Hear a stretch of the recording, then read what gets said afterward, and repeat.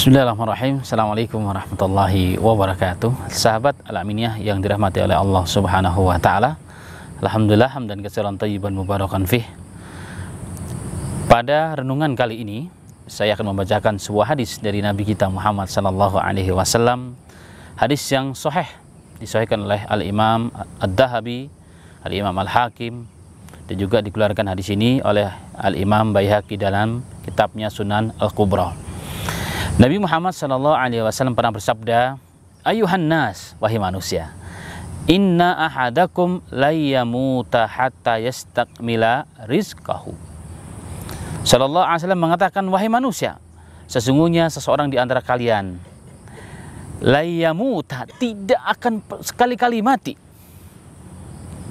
sehingga disempurnakanlah rezekinya oleh Allah Subhanahu wa taala. Dari hadis yang sahih ini, sahabat Al-Aminiyah official yang dirahmati Allah Subhanahu wa taala, bahwa sesungguhnya hidup manusia ini telah dijamin oleh Allah Subhanahu wa taala. Bahkan dalam hadis yang lain, Nabi Muhammad sallallahu alaihi wasallam bersabda, 50.000 tahun sebelum Allah menciptakan langit dan bumi, Allah telah menulis takdir. Dan di antara takdir ada rezeki kita, telah ditulis oleh Allah Subhanahu wa taala. Tentang kehidupan dan takdir setiap manusia itu, termasuk di antaranya rezekinya berapa yang didapatkan.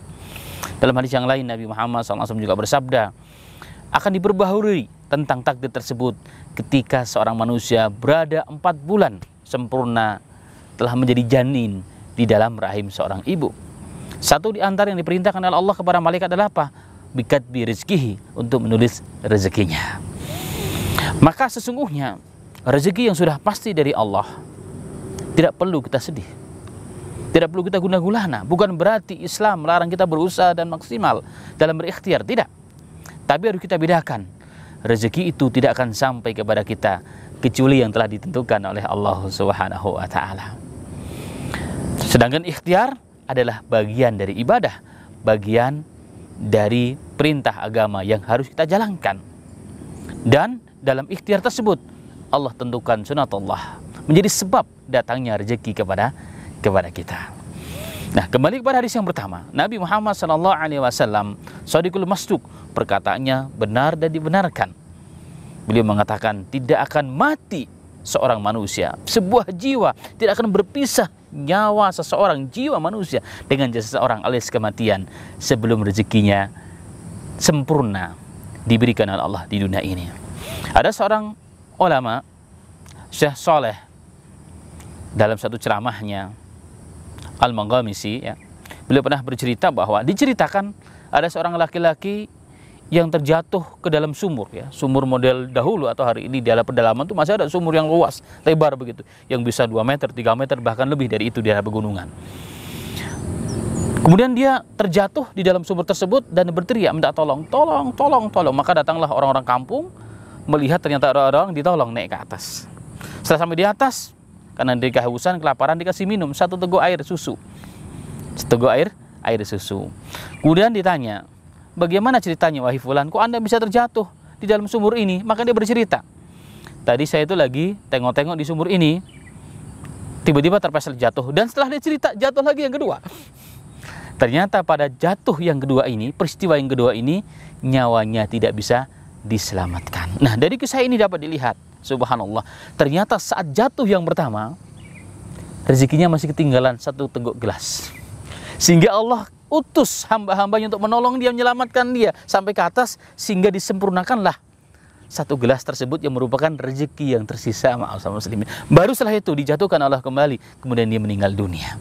Begitulah manusia sesungguhnya. Dan dimanapun, dimana Allah telah tentukan mati kita, maka Allah tentukan dan Allah tetapkan sebab kita akan mendatangi tempat tersebut. Karena itu jangan pernah risau dengan rezeki. Bahkan Nabi Muhammad SAW dalam hadis yang sahih diriwayatkan oleh Imam Tirmidzi dan Imam Ibnu Majah dan lain sebagainya, barang siapa yang menjadikan hammuhu, pikirannya, risaunya, ikhtiarnya adalah untuk akhirat, maka Allah akan kumpulkan, Allah akan satukan seluruh keperluannya, Allah akan mudahkan sampai di hadapannya rezeki tersebut dalam kondisi hina. Dan barang siapa yang menjadikan pikirannya, gundah gulana hatinya, tetes keringat yang bercucuran, Ya, uang habis untuk mencari dunia, mencari dunia, mencari dunia. Ingat, dunia tidak akan sampai kepada kita kecuali apa yang telah ditentukan oleh Allah Subhanahu wa taala. Karena itu, mari kita kembalikan, kita luruskan niat kita bahwa hidup kita untuk akhirat kita. Maka usaha yang kita lakukan maksimalkan untuk mencari akhiratnya Allah Subhanahu wa taala. Dunia sudah dia ngurus, sedangkan kita mencari dunia, menjemput rezeki itu bagian dari ikhtiar sebagai seorang manusia yang merupakan perintah agama kita. Semoga bermanfaat. Wafaqana wa iyyakum. Assalamualaikum warahmatullahi wabarakatuh.